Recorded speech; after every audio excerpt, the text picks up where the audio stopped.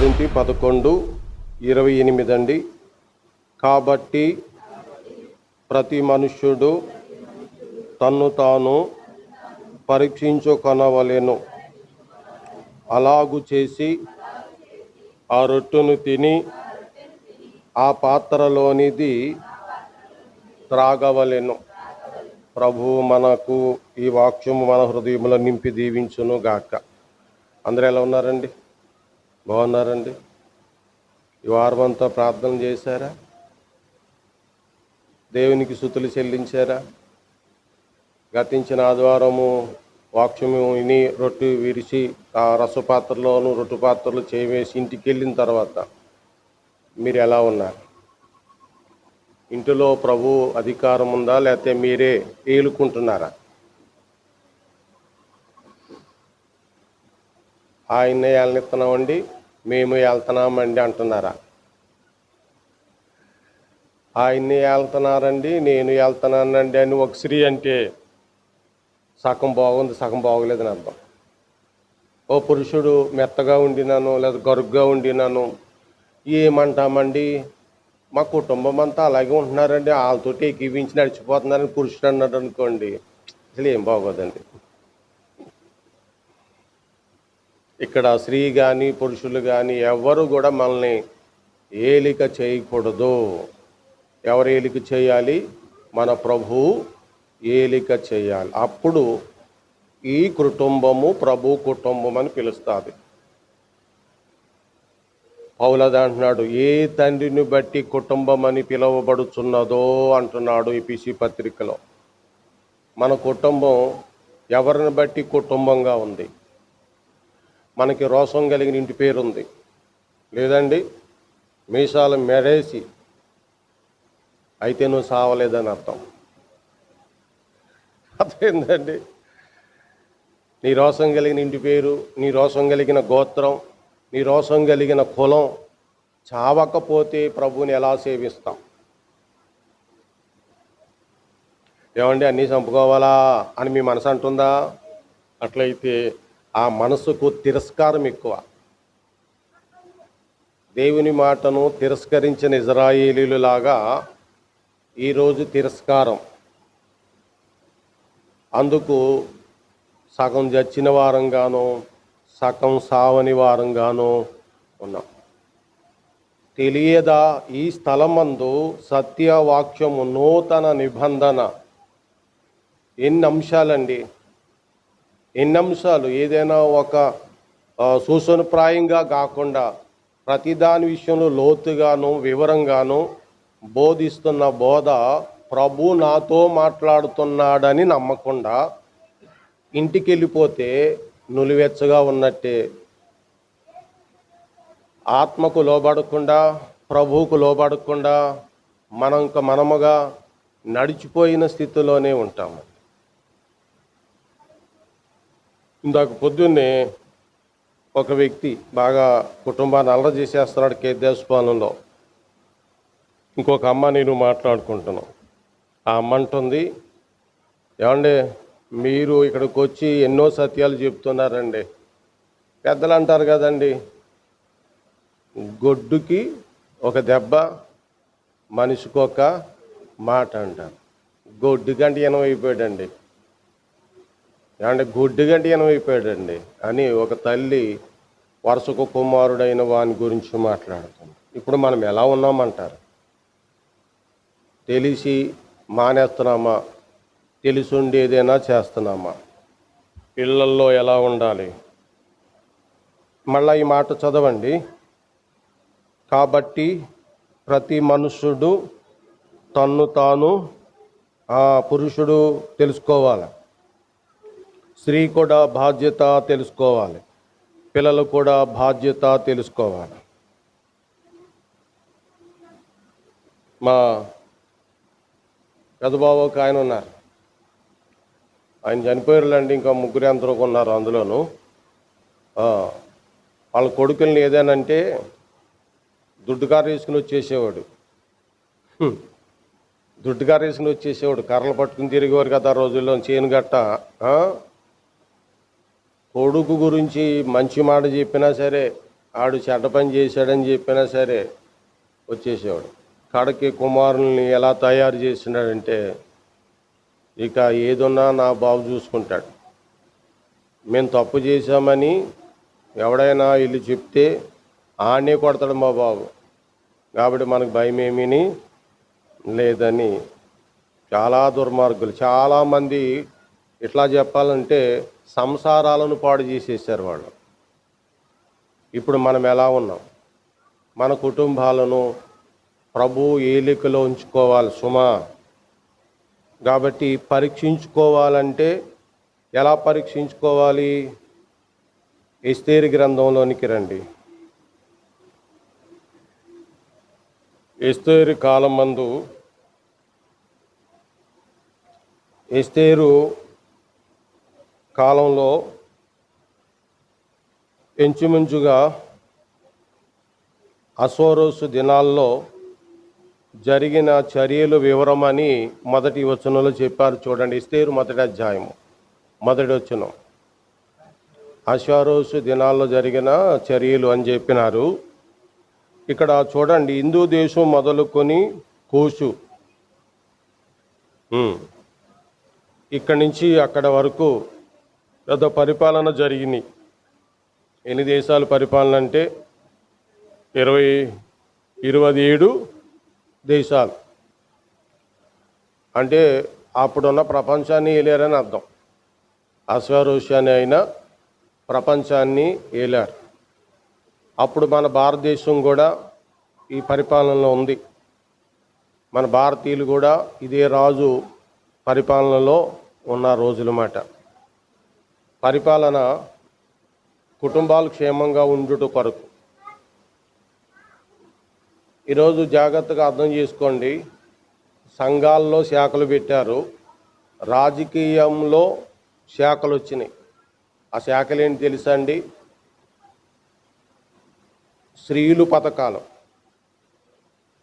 డ్వాక్రా అని, ఏదో శ్రీనిధి, ఏయో రకరకాలు. మరి పురుషులకి ఏమున్నాయి?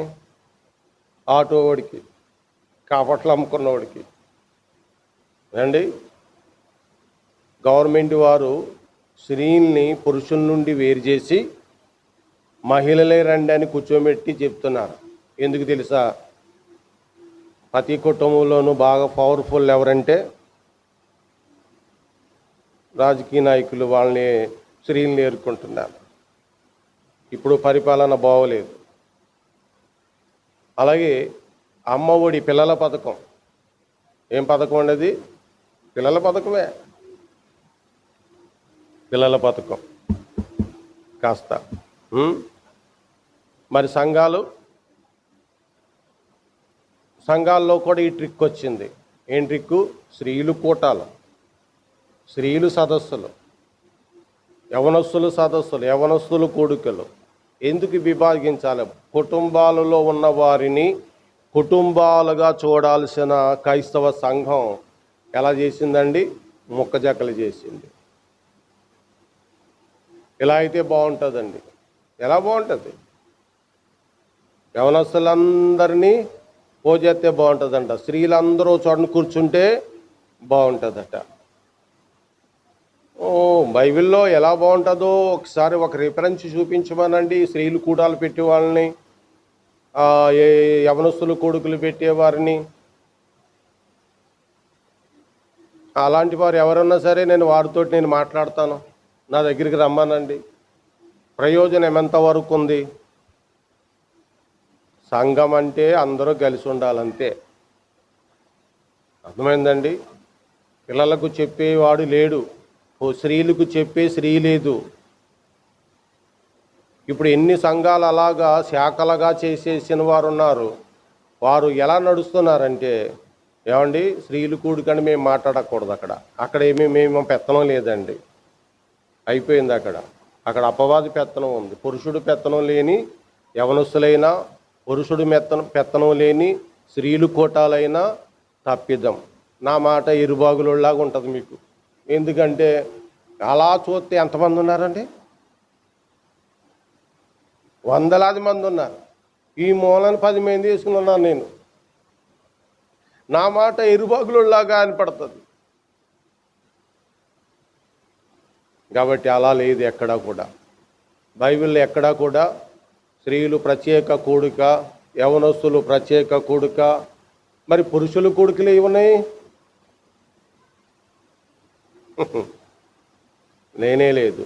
ఎవరి డబ్బు వారే వేసి, ఎవరి నిధి వారే పెట్టి, వారు ఎవరి నిధి వారే ఖర్చు చేసుకుని, స్త్రీల క్రిస్మస్, యవనస్తుల క్రిస్మస్ ఏమండి, ఆ క్రిస్మస్ అన్ని దినాలలోనూ బ్రాందీ కొట్లకి ఖాళీ లేవు, ఫ్యాన్సీ స్టోర్లో ఉన్నటువంటి గిఫ్ట్ ఐటమ్కి ఖాళీ లేవు, బేకరీలకి ఖాళీ లేవు. ఇక బట్టలు కొట్టు అంటారా, ఇంకా అది ఎప్పుడు ఖాళీ ఉండదు. అప్పుడు ఇంకా మరి సరే బట్టలు అవసరమే అందరికీ, అయినా బొక్కలు పడిన బట్టలు కదండి, చాలా విలువైనవి అంట. మగ కుర్రోళ్ళు వేసుకుంటున్నారంటే బాగుండొచ్చు అండి, ఆడపిల్లలు కూడా పోయే కాలం అదే, అయ్యే బట్టలు వేసి తిరుగుతున్నారు సిగ్గులేని వాళ్ళు. మనం చెప్తుంటుంటే బాగోదులేండి. ఏం చేద్దంటే ఆ చెప్పేవాడు కొంచెం రేంజ్లో ఉండి చెప్పాలి. ఎవడు చెప్పాలి? సతీష్ కుమార్ లాంటి చెప్పాలి. హైదరాబాదులో 230 సంఘాలని ఆ సేవకులందరినీ అక్కడ పెట్టుకుని, ఆయన ఒక సంఘం పెట్టుకుని అలాంటి వ్యాపారవేత్తలో చెప్పితే వింటారు కొంతమంది. ఎవడిన్నా వినకపోయినా నేను ఇక్కడ ప్రకటిస్తున్నాను, లోకం అంతా వింటారు. వింటారా? ఇదే సత్యం. లేదా వారు కర్మ. అర్థమైందండి? కాబట్టి నేను చెప్పింది, రాజకీయ నాయకులు విభాగించి పాలిస్తున్నారు. క్రైస్తవ పేరు చెప్పి, నిజంగా క్రైస్తవులు కాదు, వారు కూడా విభాగించి పరిపాలన చేస్తున్నారు. కాబట్టి పరీక్షించుకోవటం మానేశారు. ఏమండి, ఎస్తేరు గ్రంథంలో 127 సంస్థానంలో అశ్వరోజు ఏలిన కాలమందు ఆ జరిగిన సందర్భం 22లో చూడండి, 21 నుండి చూడండి. 21 మొదటి అధ్యాయములోనే ఈ సంగతి రాజునకును అధిపతులకును అనుకూలముగా ఉండెను గనుక అతడు మోముకాను మాట ప్రకారము చేసెను. ప్రతి పురుషుడు తన ఇంటిలో అధికారిగా నుండవలననియు, ప్రతి పురుషుడు తన స్వభాషను అనుసరించి తన ఇంటి వారితో మాట్లాడవలననియు ఆజ్ఞ ఇచ్చి. పురుషుడు ఎలా ఉండాలండి ఇంట్లోనూ? ప్రతి పురుషుడు ఇంట్లో ఎలా ఉండాలండి? ఎప్పుడు రాశారు? బైబిల్ ఎప్పుడుంది అమ్మా? బైబిల్లో ఎప్పుడు రాశారు? ఎప్పుడుంది బైబిల్లో? పరీక్షించుకోండి. ఎప్పుడు రాశారు బైబిల్లో? ఎప్పుడుంది? ఇప్పటికి ఇంచుమించు 3500 సంవత్సరాల క్రితమే ఈ గ్రంథము ప్రపంచానికి శాసించి చెప్పింది. అప్పుడు భారతదేశంలో ఉన్న ప్రతి పురుషుని గురించి మాట్లాడినారు. ప్రతి పురుషుడు ప్రతి ఇంటిలో అధికారిగా ఉండాలి. ఎందుకు అధికారిగా ఉండాలి అని చెప్పినారంటే, ఇక్కడ అశ్వారోసు భార్య రాజు మాట వినకుండా ఆమె ప్రవర్తించింది, అంతఃపురమునకు రాలేదు.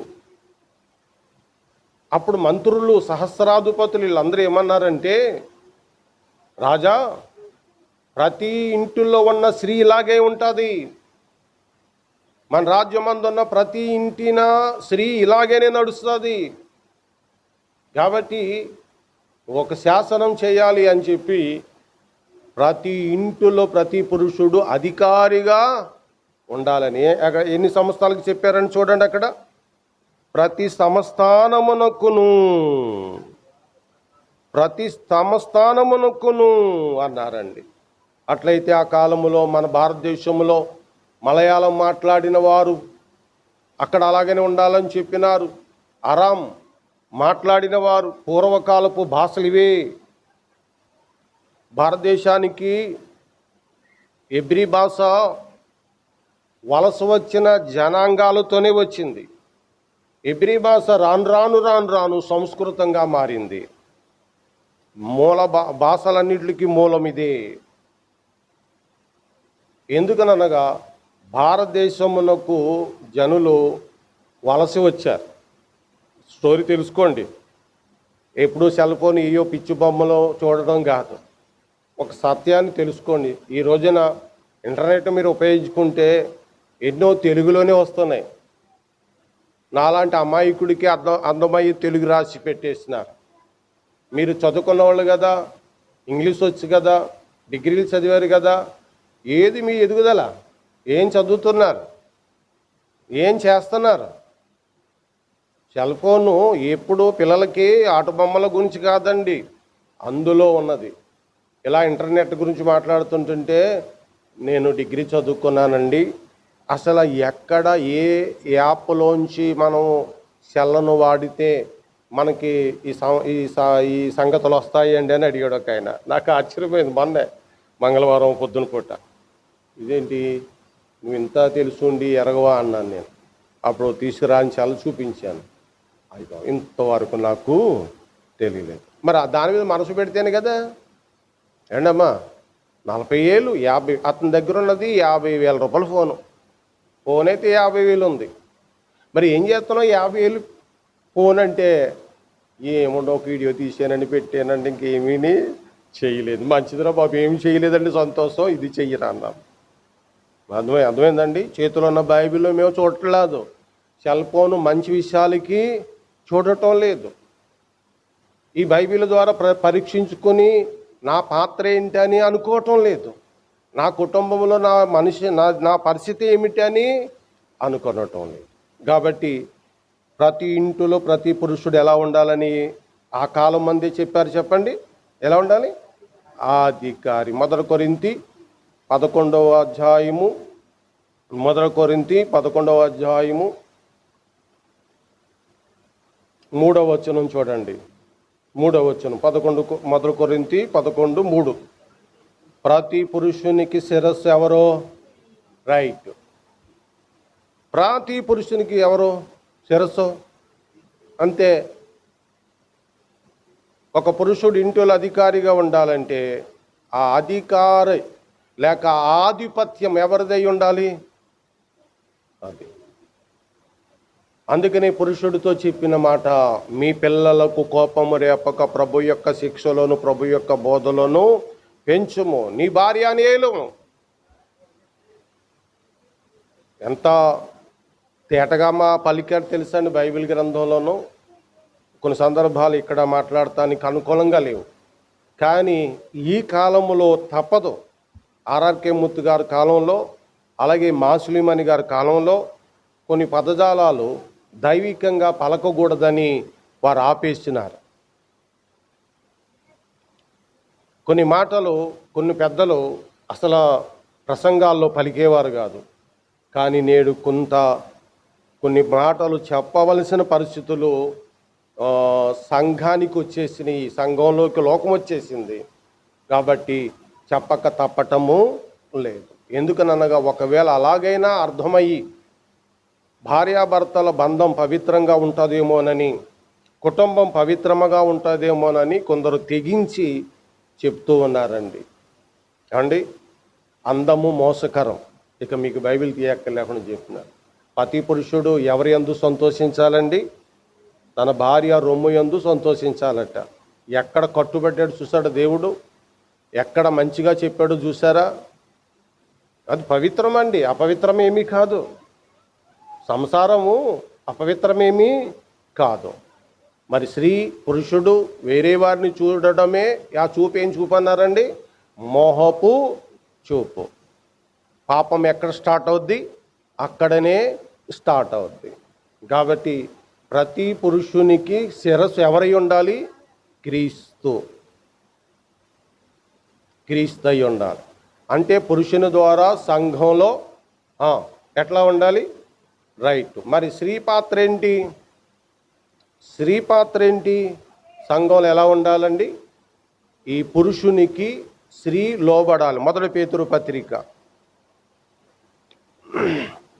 3వ అధ్యాయము 1 పేతురు 3వ అధ్యాయము 1వ వచనం, అటువలే స్త్రీలారా మీరు మీ స్వపురుషులకు కొందరు పక్క పురుషులకు లోబడతారు. భర్తను తక్కువ చేసి ఒక స్త్రీ చెప్పిన మాట, మా బావగారు రావాలండి ఈ కార్యక్రమం చేయాలంటే. బావకు లోబడిపోయావా? నీ భర్తను తక్కువ చేసావా? అర్థమైందండి? ఏ పురుషులకు లోబడాలని చెప్పినారు అక్కడ? ప్రతి స్త్రీ ఎవరికి లోబడాలి? రైటు, స్వపురుషునికి లోబడాలి. కాబట్టి ఇది సంఘములో ఉన్న కుటుంబాలు నడక.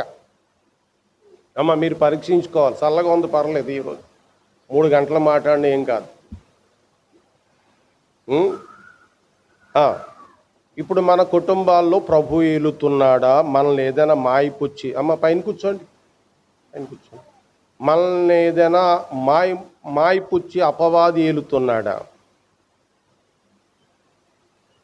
నేను చిన్నప్పుడు బాగా పోరాటం చేసింది మా మిసెస్కి తెలుసు, 3తోటి.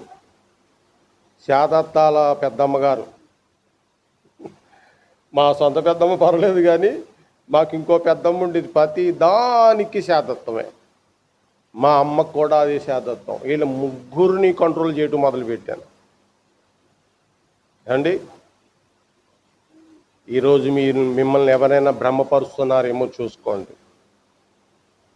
మీరు ఎవరో పోలికలు నడుస్తున్నారో చూసుకోండి. ఈ హెచ్చరిక మాటలు ప్రభు మన వినికిడిలో దీవించును గాక. యేసుక్రీస్తు మరణం యొక్క ప్రాముఖ్యతను చూసుకుందాం. నేను చెప్పింది హెచ్చరికే, ఆరాధన వర్తమానం కాదు. అంటే ఎలాగా మీకు రొటీన్ అయిపోతుంది బట్ట. ఇప్పటి వరకు చెప్పేది మన కుటుంబాలు ఎలా ఉన్నాయని చూసుకోమని చెప్తాను. బైబిల్లో ఉన్నది చెప్పానా లేని చెప్పానా? ఉందమ్మా, ఎక్కడెక్కడ చెప్పాము సారా? రాసుకున్నావా? నువ్వు అనుసరిస్తావా? ఇప్పుడు మీరు రాసుకుంటే అది ఎంత కాలానికైనా అలాగనే ఉంటుంది. మళ్ళీ మీకు వస్తుందో చెప్తామో తెలదాం. మీకు ఈ మధ్యకాలం దేవుని దేవాలయం ఏదో ఈ యూట్యూబ్లో పెట్టడం అనేది దేవుడిచ్చాడు కదా, అన్నీ పెట్టేస్తున్నాం చేయాలని. కానీ మీకు ఆ ఖాళీ ఉండదు కదా. ఆ యూట్యూబ్ ఏం చూస్తారో? మా పాస్టర్ గారే కదా, మా పాస్టర్ గారే కదా, ఇంకేముంది? ఒక లైక్ కొట్టినా కూడా ఎందుకు అవసరం లేదు, మన పాస్టర్ గారే కదా. అసలు చూడవసరం లేదు, మన పాస్టర్ గారిదే కదా. కాబట్టి పుస్తకం తెచ్చుకొని రాసుకొని ఆ సంగతులన్నీ ధ్యానం చేసుకోండి.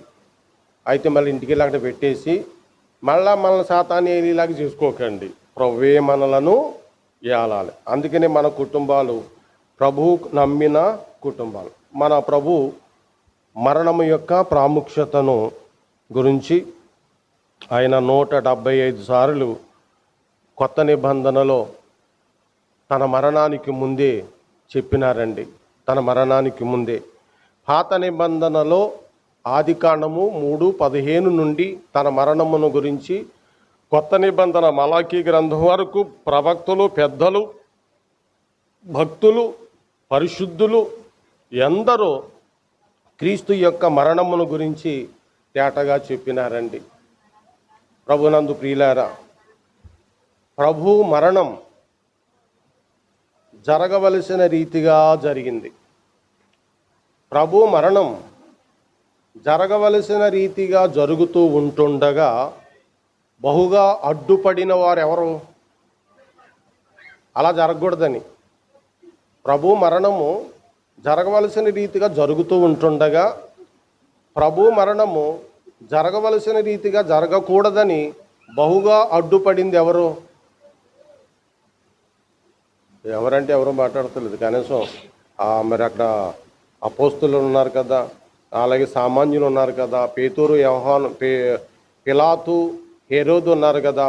ఎవరనే దానికి ఎవరో ఒకరిని గురి చేయండి. ఎవరు అడ్డుపడ్డారు? ఏదో అన్నారు, మొత్తానికి మళ్ళీ ఎంత ఆడొచ్చేస్తుందని మళ్ళీ వెనక్కి లాక్కున్నారు.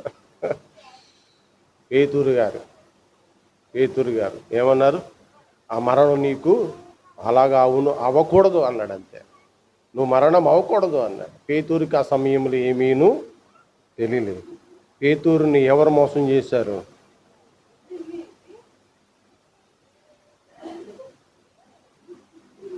నేను నవ్వట్లేదు, కోపడుతున్నాను, గుర్తుపెట్టుకోండి. నేను ఇగో ఈ పిల్ల అయితే మామూలుగా అలాగ ఉన్నా నవ్వుతా అనమాట. మరి నేర్చుకోవాలి కదా, అందుకని కోపడుతున్నాను. అర్థమైందండి? పేతురు ఓరకనేనే నీకు అలాంటి మరణం రాకూడదన్నాడా, లేకపోతే పేతురుని ఎవరైనా ప్రేరేపించారు? ఎప్పుడని చెప్పండి. అపవాది అపవాది ప్రేరేపించింది. కానీ జరగవలసిన రీతిగానే ఆయన మరణము జరిగింది. ఒక్క మాట గుర్తుపెట్టుకోండి, ప్రభు మహిమ వలన కానీ ప్రభు యొక్క శక్తి వలన కానీ అది జరగలేదు. మరణం కేవలము మానవరీత్యా జరిగింది.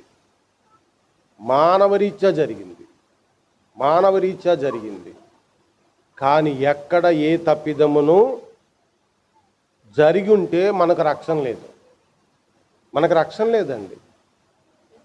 ఇప్పుడు నిన్న సాయంత్రం ఇక్కడ మీటింగ్ అయిన తర్వాత ఇంటికి వెళ్ళిన తర్వాత ఒక వీడియో చూసి టక్కన ఆపేశాను. ఒక కుర్రోడు వీడియో తీస్తున్నాడు. ఒక యంగమయ్యను, ఒక యంగ కుమార్తె, మంచిగా పిల్లలు ఇద్దరు మంచి డ్రెస్ వేసుకుని ఆ పిల్లని 2 దెబ్బల్లో చంపేశాడండి. మీతో చెప్పినంత చేపట్లో చంపేశాడండి. ఫేస్బుక్లో వచ్చింది.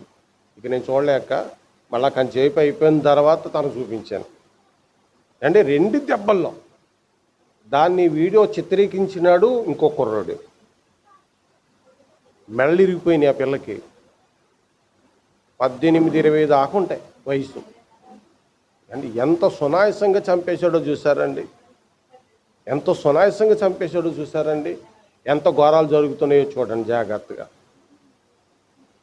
మనం ఎలాంటి ప్రపంచంలో ఉన్నామో మీకు అర్థమవుతుంది. ఇప్పుడు ప్రభు మరణం జరగవలసిన రీతిగా జరిగింది. ఈ పిల్ల మరణం తీసుకొచ్చి ప్రేమించిన కుర్రోడికి కెచ్చేశాడు. వీడియో తీరా అని ఇంకొకరికి చెప్పాడు. వాడు అనుకున్నట్టుగానే జరిగింది. కానీ మరణంలో పాల్గొన్న మరణమైన ఆ యవన కుమార్తెకి ఏమీను అది చంపేస్తాడు అనుకోలేదు. నేను మాట్లాడుకున్నాను చేపట్లో నిండు ప్రాణాన్ని తీసేశాడు. భయంకరమండి. చూడగానే అసలు ఇలువ లేదు, ప్రాణానికి ఇలువ లేదు. ఇక దాని వెనకాల ఇంకొక మాట పెట్టుకోండి, ఇలువ లేదు. కానీ ప్రభు 175 సార్లు తన మరణమును గురించి ముందుగా ప్రవచించిన ప్రవచనంలో ఒక్క మాట కూడా తప్పలేదు. అలాగే ప్రవక్తలు ప్రవచించిన ప్రవచనాలలో ఒక్క మాట కూడా తప్పలేదు. తప్పింటే మరణము విలువైనదిగా ఉండదు. మీకు అర్థమైందండి? ఈ బైబిల్లో రాసిన మాట ప్రకారంగా నడిచినది దేవుడు అంగీకరిస్తాడు. అలాగ నడవకుండా ఉంటే దాన్ని అంగీకరించదు కదా. అందుకనే మరణం ఆయనను బంధించుట అసాధ్యము. వెళ్ళవలసిన రీతిగానే అయినా వెళ్ళాడు. అది గుర్తుపెట్టుకోండి బాగా. మనం ఎన్నో అవకతవకాలు చేస్తున్నాం, కానీ ఆయనలో ఏ తప్పిదమును, ఆ మాటే గట్టిగా మనసును పెట్టుకోండి. నాలో పాపముందని మీలో నిరూపింపగలిగిన వాడు ఎవడు? ఆయన మరణములో పాపము లేదు. సర్వసాధారణంగా జననం పర్లేదు, జీవితం పర్వాలేదు. మరణం అనేటప్పటికీ ఏమండి నవనాడులు కదిలే సమయము, మనసులోనే ఎముకలు కదిలే సమయం. ఆ సమయంలో ముఖ్యంగా ప్రతి వ్యక్తి ఎలా ఉంటాడు? ఫస్ట్ ఎక్కడ మారిపోతాడు? నేను మా కుమార్తె దొరగని లాగి ఒక లెంప కొట్టేశాను, నీకు తగిలింది, నొప్పి వచ్చింది, ఇప్పుడు నువ్వేమంటావు చెప్పమ్మా? చెప్పరా? మనసు మారుతుందా లేదా చెప్పండి? మాట మారుతుందా లేదా చెప్పండి? మరి ప్రభువు మీద ఎన్ని దెబ్బలు పడ్డాయి? ఒక లెప్పకాయేనా, లేకపోతే ఒక చెంపదెబ్బేనా అండి? ఎన్ని గాయాలైనవి, ఎంత రక్తము కారిపోయింది, నిలువెల్లా గాయాలైపోయినాయి. అయినా మాటలో అపవిత్రత ఎక్కడనూ లేదు. అది ఆయన ప్రవచించిన ప్రవచనం ప్రకారంగా పెద్దలు అలాగే ప్రవక్తలు చెప్పినట్లుగా తూచా తప్పగా ఆయన మరణము జరిగింది. మత్తయి సువార్త 27లో అంశము మీకు ఇచ్చేసాను. మత్తయి సువార్త 27లో 45 చూడండి. 45 చూడండి. ఇంచుమించు మధ్యాహ్నము మొదలుకొని 3 గంటల వరకు ఆ దేశమంతటా చీకటి కమ్మెను. మరణము యొక్క ప్రభావం గుర్తుపెట్టుకోండి బాగాను. ఆయన మరణము ప్రవచన సారముగా కాకపోతే ఆ ప్రభావము చూడలేం. మీరు గుర్తుపెట్టుకోండి. ఆయన మరణించినప్పుడు ఆకాశమందు సూర్యుడు ఏమైపోయాడండి? అదృశ్యుడైపోయాడు. అంటే భూమి మీద తన మరణ యాత్రలో ఏ తప్పిదమును లేదు. కాబట్టి సృష్టి విలవలలాడిపోయింది. సృష్టిలో మార్పు వచ్చింది. మధ్యాహ్నం మొదలుకొని 3 గంటల వరకు ఆ దేశమంతటా చీకటి. లోకాసు వార్తలో ఆ మాటనే సూర్యుడు అదృశ్యుడు ఆయను. అంటే కింద ప్రభు మరణం, ఆ ప్రభావం సృష్టిలో ఆకాశమందు అగ్గుపడింది. అది మీరు గుర్తుపెట్టుకోండి. ఎప్పుడైనా సరే లేఖనాల ప్రకారంగా జరిగిన సందర్భం దేవుని యొక్క సింహాసనాన్ని కదిలించబడుతుందండి. దీనికి బదులు మన సంఘాలలో మరొక మాట దైవజనుల నోటంపడ సాతాను బీజం వచ్చింది. ఆ బీజం ఏం తెలుసండి? 40 రోజులు ఉపవాసం చేసిన, శుక్రవారం ఉపవాసం చేసిన, మంగళవారం ఉపవాసం చేసిన గొప్ప కార్యాలు రైటే. పూర్వం బండెద్దులు ఉండి కదమ్మా, బండెద్దులు తెలుసా నీకు? తెలియదు. 2 ఎద్దులు ఉంటేనే బండెద్దులు కదా అండి. వాక్యం ఉంటేనే, ప్రార్థన ఉంటేనే. వాక్యం ఉండాలి, వాక్య ప్రకారంగా నడాలి, ప్రార్థన ఉండాలి. అది 40 రోజులైనా 400 సంవత్సరాలైనా సరే. వాక్యానుసారమైన నడవడి లేకుండా అంటే మనము పాపంలోనే బ్రతకాలి, మనం స్వేచ్ఛగానే ఉండాలి, మన హృదయాన్ని ఏమి నొచ్చుకోకూడదు. అద్భుతాలు జరగాలంటే ఏం చేయాలి? 40 రోజులు ఉపవాస ప్రార్థన.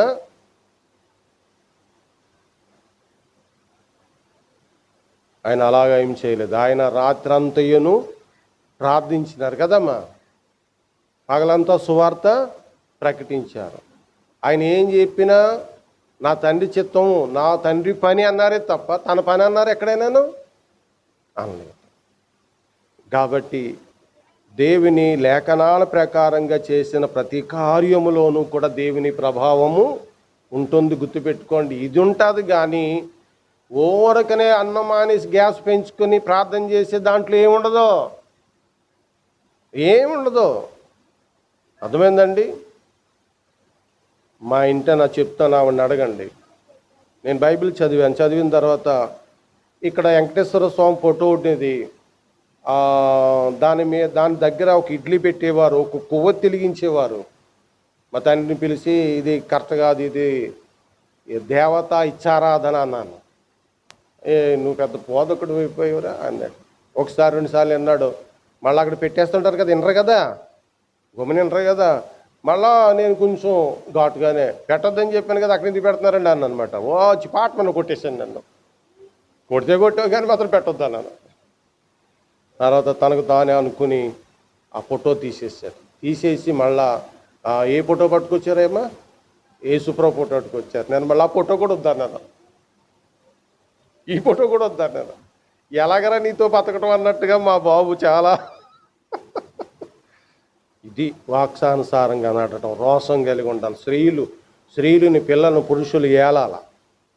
ఏమండి, ఇది మాట అండి. అప్పుడు నువ్వేం అడుగుతావో అది నీకు దేవుడు ఇస్తాడు.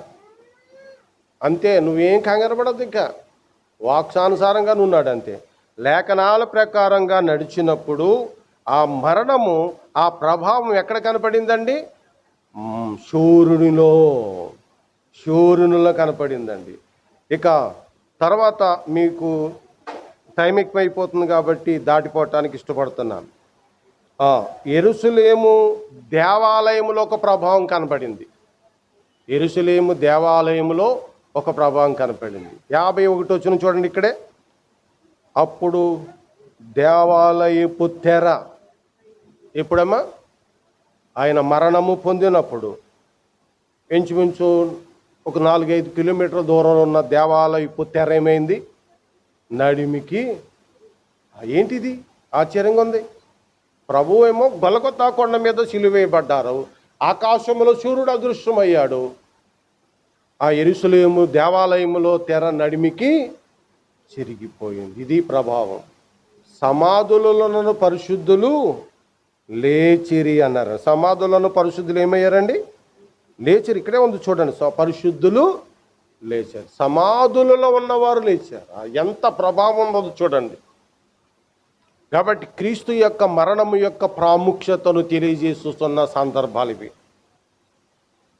మీరు తెలుసుకున్నవే, మీరు విన్నవే. కానీ ఆయన మరణ ప్రభావం, ఆకాశము కదిలించబడింది, దేవాలయము కదిలించబడింది, సమాధులు కదిలించబడ్డాయి.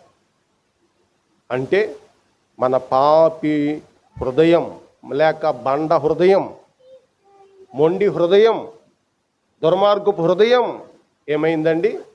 బద్దలైంది. రాతి గుండెని ఆయన చేశాడు, తీసేశాడు. ఇప్పుడు మనకి ఏ గుండె ఇచ్చినాడు? గుండె మార్పిడి. మాంసపు గుండును, నూతన హృదయాన్ని మనకు ఆయన ఇచ్చినాడు. ఎన్ని కోట్లు హృదయాలు మారిపోయినాయి కదండి. ఆయన మరణ వార్త వినగానే, ఆయన ఆరాధించగానే, ఆయన సువార్త వినగానే ఆకాశమందున్న సూర్యుడు అదృశ్య అయినట్లుగా, దేవాలయపు తెర చిరిగినట్లుగా, సమాధిలోనున్న పరిశుద్ధుల శరీరాలు లేచినట్లుగా బండ హృదయాలు మారిపోతూ వచ్చినాయి. కాబట్టి క్రీస్తు యొక్క మరణము చాలా ప్రాముఖ్యమైనది, వివరించజాలనిది. అంత గొప్ప ప్రభావితమైన మరణాన్ని ఆయన మన కొరకు అనుభవించినారు. తలలు వంచండి, ఆయన మరణాన్ని జ్ఞాపకం చేసుకోండి.